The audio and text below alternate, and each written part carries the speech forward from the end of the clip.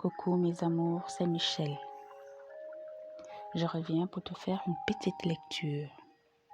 Une lecture qui va te permettre de dormir. Alors, avant qu'on ne commence la lecture, j'aimerais te demander deux petites choses. La première, c'est que tu t'abonnes pour m'encourager, que tu actives ta cloche de notification pour ne rater aucune autre de mes vidéos. Et si possible, que tu laisses un commentaire et je promets d'y répondre. La deuxième chose, c'est pour toi. Je voudrais que tu t'installes confortablement, que tu te laisses emporter par cette lecture qui va t'accompagner. Et à la fin de la lecture, tu seras bercé par une musique relaxante. Le titre du livre que je vais te lire tout à l'heure s'intitule Cyrano le Terrible. Et je précise au passage que je n'en suis pas l'auteur. Alors, on va commencer dans quelques instants.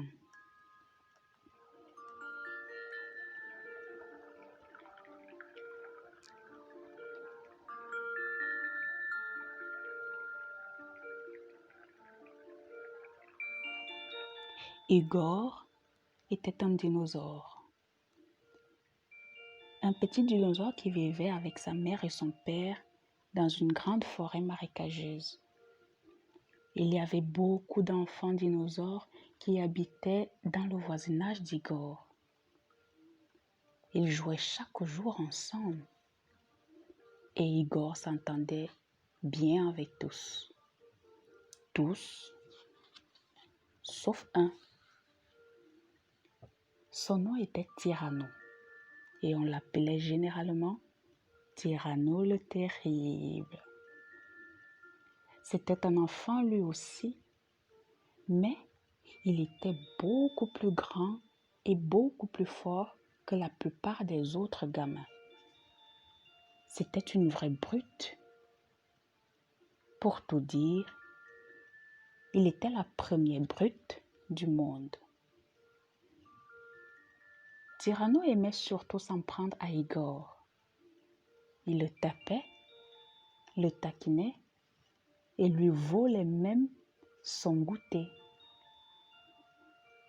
Igor essayait de ne jamais se trouver sur le chemin de Cyrano, mais partout où il allait, Cyrano l'attendait.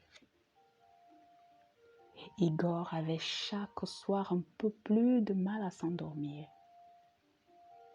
Il cherchait sans cesse un moyen pour éviter Cyrano. Sa situation paraissait si désespérée. Le lendemain, Igor raconta à son ami Platea ce qui s'était passé.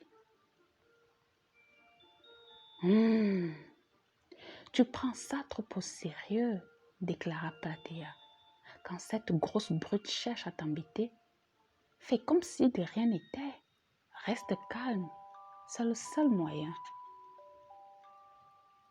Rester calme? Rester calme? Quand j'ai peur, ça ne va pas être facile, dit Igor.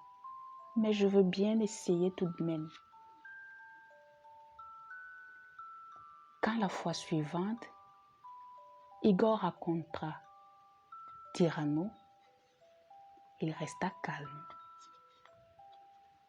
Salut tête de lézard, hurla Cyrano en voyant Igor passer. Et si tu me donnais mon sandwich? Igor n'y prêta aucune attention, n'essaya même pas de s'enfuir.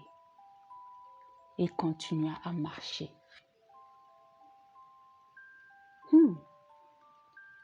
Je vois qu'une fois de plus, il va falloir que je me serve, dit Cyrano. Il piétina la queue d'Igor jusqu'à ce qu'Igor lâche son sandwich. Igor essaya tant bien que mal de cacher ses larmes. mais il avait très mal. Les camarades d'Igor essayèrent de l'aider.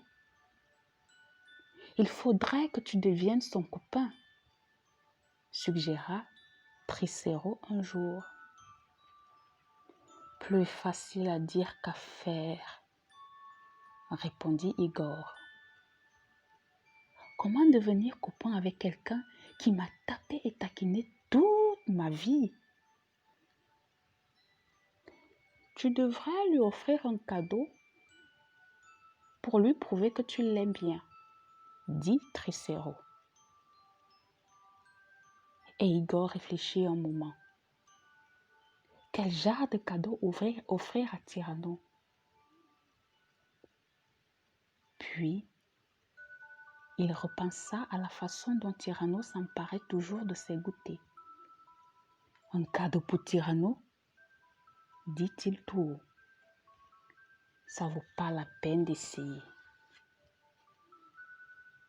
Cet après-midi-là, Igor alla trouver Tyranno. « Tiens, » dit-il de sa voix la plus amicale. « Il fait chaud. J'ai pensé qu'une bonne glace te ferait sûrement plaisir. » Tyranno regarda Igor un moment, puis il eut un sourire méchant. « Une glace pour moi? Comme c'est gentil. » Tyranno s'empara du cornet de glace et il le renversa sur la tête d'Igor. « s'esclaffa Tyranno en s'éloignant. Igor entendit résonner le rire de Tyranno pendant un long moment. Quand les amis d'Igor apprirent ce qu'avait fait Tyranno, ils deviennent furieux. « L'heure est venue de le combattre, » déclara Stégo. « Tyranno t'embête depuis trop longtemps. Tu dois l'affronter et lui montrer que tu es un dinosaure toi aussi. Tu peux parfaitement le battre. Et puis, ce Tyranno, il n'est qu'un sale vantard. » Igor était en colère lui aussi. « Tu as raison, » s'exclama-t-il. « Peut-être que je devrais me battre et mettre fin à cette stupidité une fois pour toutes. » « Alors, » dit Stégo, « allons-y tout de suite. » Les 4 amis partirent à la recherche de Tyranno. Igor se dressa de toute sa hauteur et affronta Tyranno le terrible. « Écoute, espèce de brute, » dit-il, « j'en ai assez que tu me tyrannises. Viens donc te battre. » Tyranno jeta un regard sur Igor, puis il fit un sourire narquois et dit « D'accord, si c'est ce que tu veux. » Le combat fut malheureusement très bref. Petit Igor n'avait aucune chance contre son grand ennemi. « Je suis désolé, » dit Stégo. « Ce n'était pas une très bonne idée à la fin. Tu devrais abandonner. Il y a des brutes contre lesquelles on ne peut rien. Il faut juste apprendre à vivre avec, qu'on le veuille ou non. » Mais Igor ne voulait pas. « Il doit quand même y avoir un moyen de battre une brute, » pensa-t-il. Il y pensait encore quand la lune se leva et que les étoiles remplirent le ciel.